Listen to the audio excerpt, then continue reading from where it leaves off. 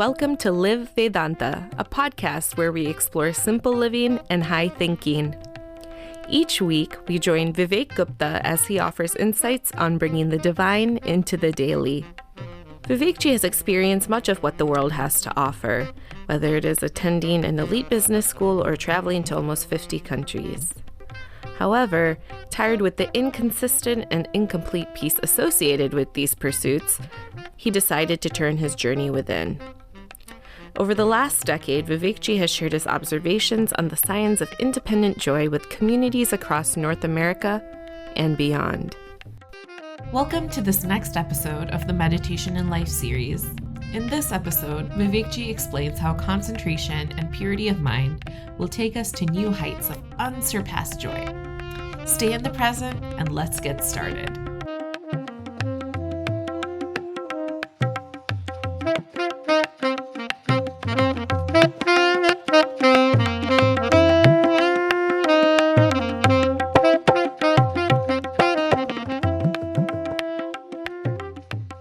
Hari Om and greetings from Cleveland. In Cleveland, we are studying Acharya Vishnu Gupta's Niti Shastra, or his documentation of political science. One of the verses we just studied was that we can learn from all, particularly 6 animals were highlighted. In order, the animals that were highlighted, the first animal was a lion. The second animal was a crane. The third, a rooster. A fourth, crow. Fifth, dog. And sixth, a donkey. What we can learn from these 6 animals, and there's lots, but particularly from a lion to be determined, from a crane to be focused, from a rooster to be disciplined, from a crow to be curious, from a dog to be content, and from a donkey to be tireless. Do you all agree? For someone who's proactive, their personality is like that, their mind is like that, they're always learning, which means they're always growing. We often hear a family that prays together stays together. But staying together is not enough. Lots of people stay together, but they're only family legally. Instead, a family that learns together grows together.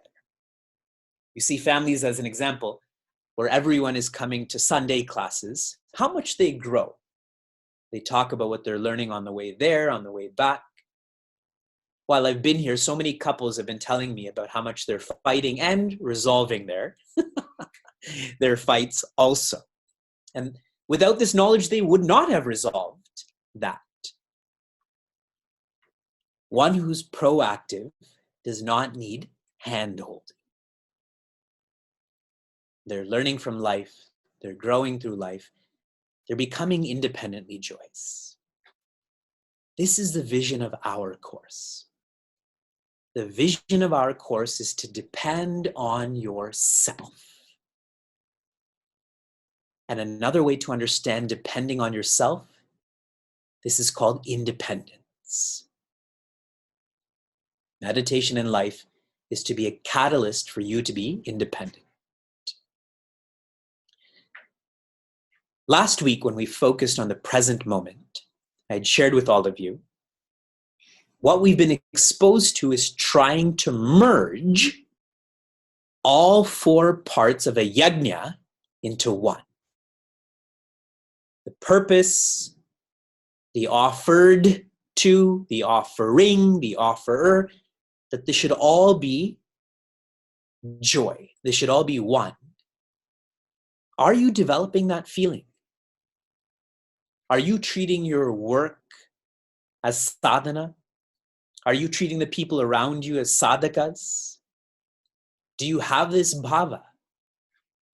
If you do, you will live less in the past and less in the future, and you will live more in the present. There's less of that triputi, less of that division. Living in the present does not happen automatically, but requires training.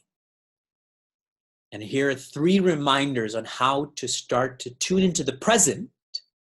And deeper than the present is the presence.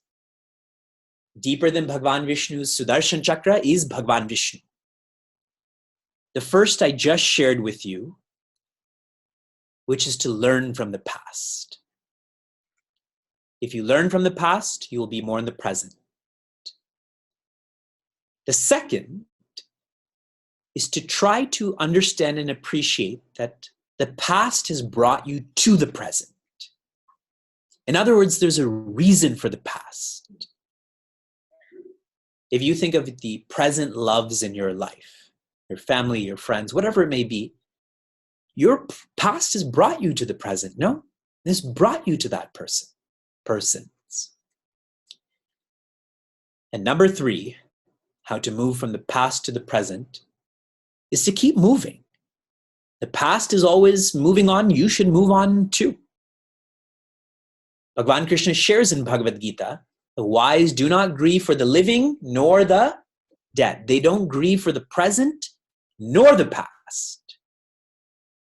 So learn from the past, appreciate the past has brought you the present, and to keep on moving because that's the nature of living. The 31st chapter is entitled The Other Shore of Samsara. Remind me, what does samsara mean? Samsarati iti samsara, which means that which is forever changing, that which is forever slipping. And the past week or last month, that's more evident than ever in terms of the health crisis in the world, the financial crisis in the world, the environmental crisis in the world. Everything is slipping. You should hide your money in your mattress.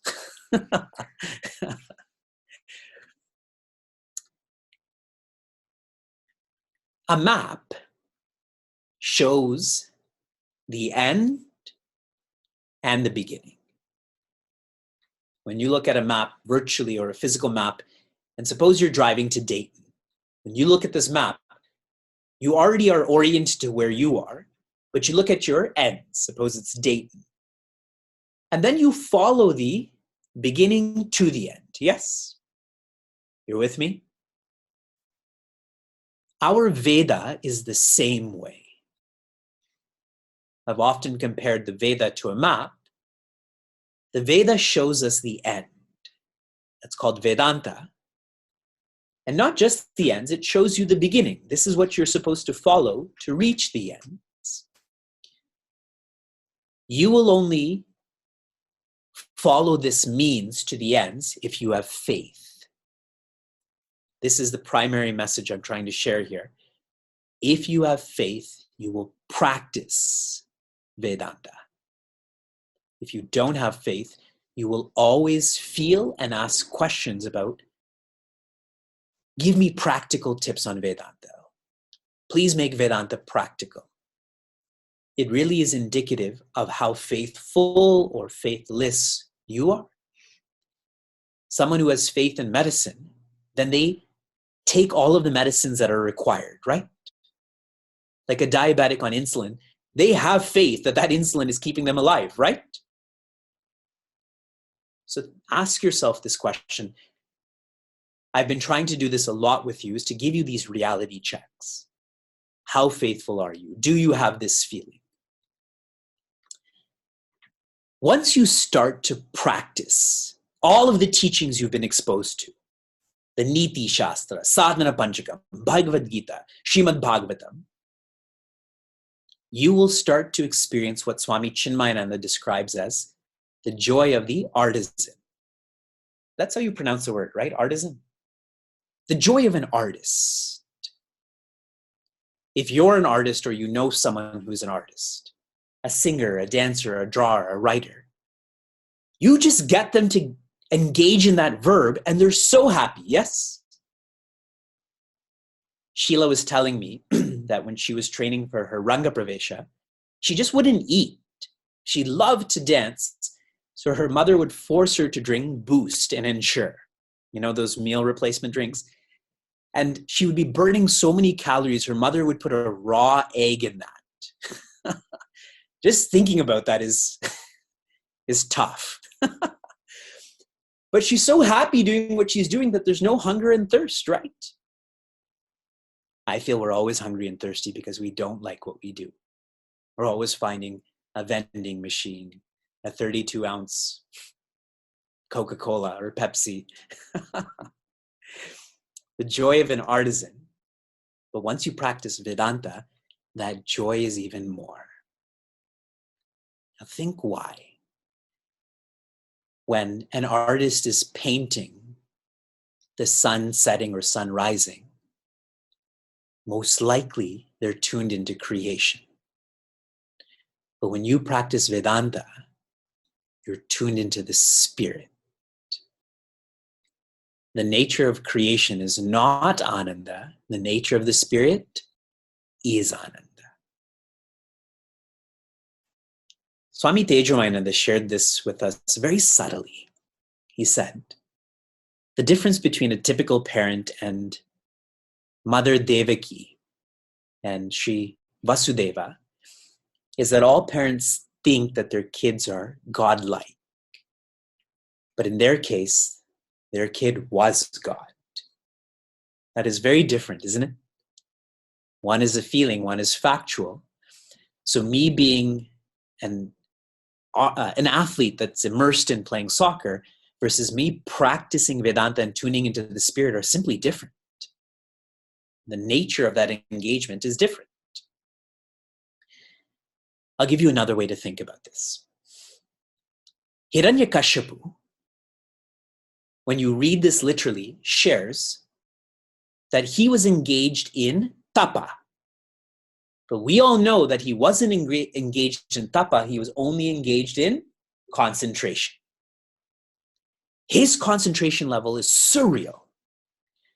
But as soon as he was honored because of his concentration, what did he wish for? He wanted to replace Bhagwan Brahma. And when Bhagwan Brahma gave him this boon, he said, now watch me turn your creation upside down. Devas will become asuras, asuras will become devas, vices will become virtues, and virtues will become vices. See, he engaged in concentration, but he lacked purity. Tapa is only when your concentration is clubbed with purity. Now, so much of what we do in life is concentration oriented. We go to Kumon. We play games like Lumosity, memory games, and archery, and so on and so forth. But why are you doing it? Where is it taking you? That purity has to be there. I'm going to share this in one more way. I repeatedly shared in the Happiness series, the most recent one. You all remember, yes? It's fascinating about the Happiness series is that many think that because they were part of the Happiness series that they've experienced it already, that they don't need to experience it again. And I feel the exact opposite. I feel the Happiness series is so practice-oriented that if you're not practicing it, you need it again. No? I had shared that activities do not lead to happiness. It is absorption that leads to happiness.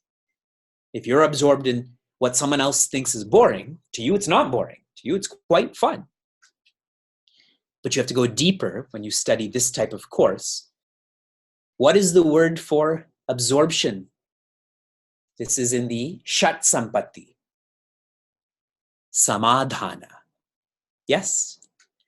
When you have all of this control of mind and control of body, and you're responsible and enduring in faith, finally, you have samadhana. Samadhana is where your ego is well and fully placed. The ego is put in its place. Absorption is not the same. Samadhana is different. This chapter is sharing when you are practicing Vedanta, when you're engaged in samadhana, you renounce your mind. Think lots about that. Everyone is so engaged in renouncing materials. I'm going to renounce my home. I'm going to renounce my family. I'm going to renounce my name. But deep renunciation is you renounce the mind that is attached to all of this, isn't it? The mind that is dependent on all of this. Then whether you have a home or a family or a name, does it matter? It doesn't matter. So last week's teaching was renounce the past. This week's teaching is go even deeper and renounce the mind that takes you to the past, right? Last week was renounce the effect. This week is renounce the cause. If you don't, the ramification of treating the thoughts as real, of someone who's lost in their mind, is loneliness. How many of you, by a show of hands, feel lonely at times? I think the majority of us do. You just didn't hear me carefully. And I'll tell you why. The origin of loneliness is the sense of separation, which in Vedanta is known as avidya. Where there's separation, then that's the cause. The effect that comes immediately after is known as vikshepa or projection. First, I separate myself from you, and then I push you, isn't it? That's what a projection is. After vikshepa is raga. Now I feel like you're being pushed away from me, but I get attached to you. It's almost like I put my claws in you.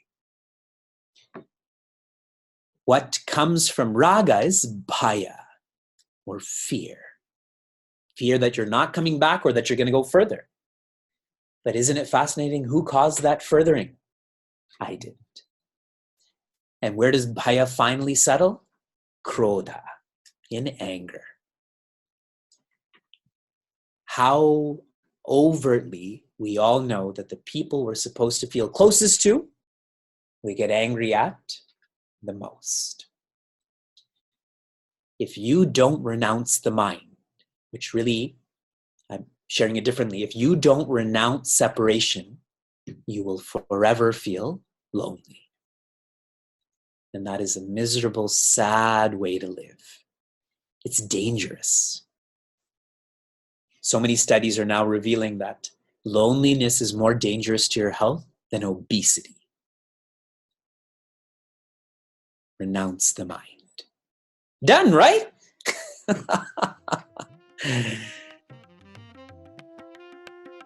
If you enjoyed what you heard or want to learn more, share this episode with a friend or find us online at facebook.com/cmniagara. For those on the journey of self-development, Chinmaya Mission Niagara provides a community forum for seekers to listen, reflect, and contemplate.